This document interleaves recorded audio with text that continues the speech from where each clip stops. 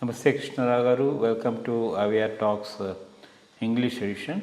In this episode, we take an international issue which is quite worth debating, which a bill proposed to be put in the Parliament of UK, United Kingdom. The bill is assisted dying. Whether they are going to give legality and sanctity to the proposed bill and all that. Before that, we just want to analyze the pros and cons of passing this bill and the repercussions of this. So this the objective is to allow terminally ill patients with no hope of recovery from and falling under fatal illness. So the person, if he is conscious, he requires an assistance to end his own life, which is will not tantamount to suicide, but on medical and health grounds that is being an appeal being made.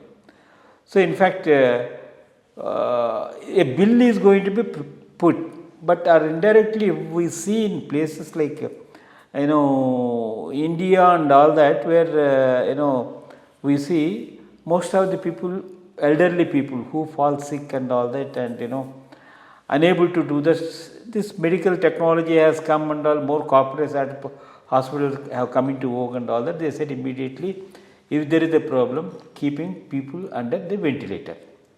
And most of the cases, 90% of the cases where they are kept under ventilator are going to be finally, it's only an extension of time of 10 days, 20 days or 30 days, and finally the family has to take a decision to remove the person from the ventilator and leave for his chance of survival. So that is taking place. So the bill to be introduced or is introduced in the UK is a revolutionary step in terms of trying to address the really genuine needs, because the person who is suffering cannot suffer, and also people around him also cannot suffer in assisting. If it is 1 day, 10 day, 30, it's okay, but if it prolongs beyond the reasonable period, it is difficult for anyone to serve, even by paying the fee for assistance and all that. Luckily, India, we can hire some people and do it, but internationally it is highly an impossible task. So what we see is that what is going to be the support of the government in passing this bill, and I just want you to give your valuable opinion on introducing such a bill in the Britain Parliament. Yeah, this is a very sensitive issue. There are religious issues involved, personal issues involved, and however we just analyze it, what is in the best interests of such people. Point is life with quality of life. That's the most important thing. When life has no quality of life, is it worth extending it?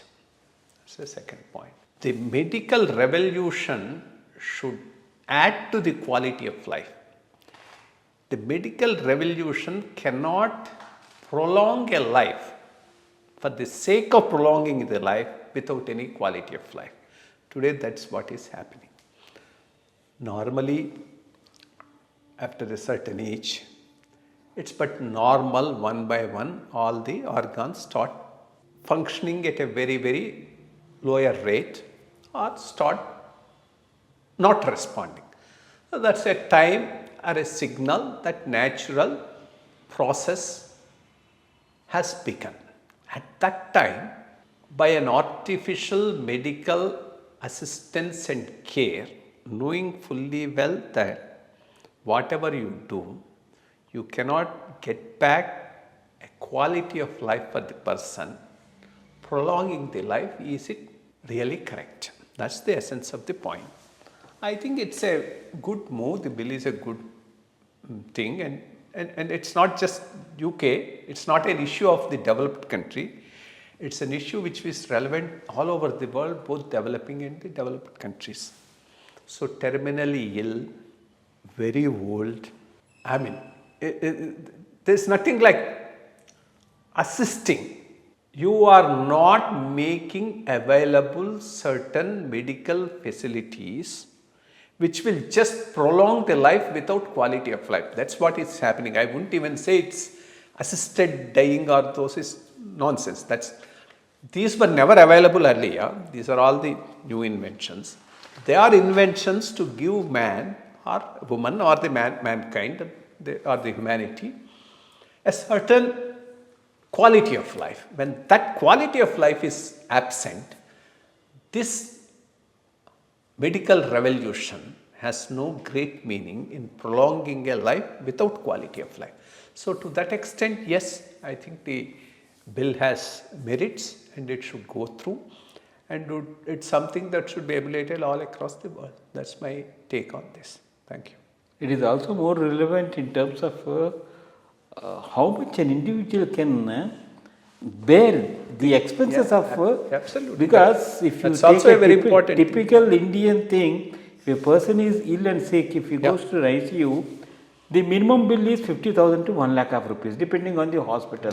How many lakhs of rupees? His whole savings also. Whoa. And ultimately people are going with a liability. Absolutely. And they are going and borrowing the monies to... No, medical debt is the biggest debt. I mean, there are only two major debts for a family, education debt and medical debt. That's true, you are right. In fact, one thing we should really appreciate Modi ji in respect is that for people who are, till now insurance companies are also not covering, who are above 70 years, he has Pradhan Mantri Arogya Yojana scheme, 5 lakhs of rupees for both, if they are available, he is giving it.